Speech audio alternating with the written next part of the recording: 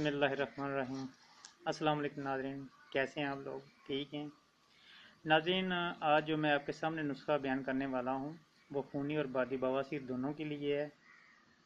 नुस्खा बहुत आसान है। करना ये है कि हमने नीम की गुठली लेनी है 50 ग्राम, और 50 ग्राम सफ़ेद फटकरी लेनी है।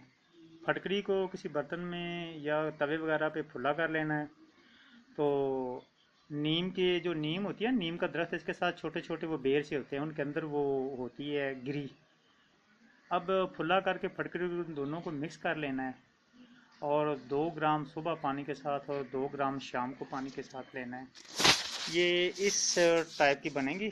ये जो पड़ी हुई है मेरे पास ऐसे, तो इससे तकरीबन इतनी 2 ग्राम सुबह और 2 ग्राम शाम लेनी है।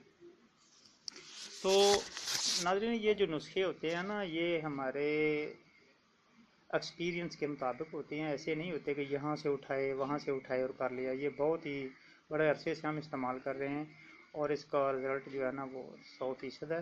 तो आप इंशाल्लाह इस्तेमाल करें। बिल्कुल 3-4 दिन इस्तेमाल करने से आपकी खूनी और बादी बवासीर दोनों ही ख़त्म हो जाएंगी। ओके नाज़रीन, अल्लाह हाफिज़।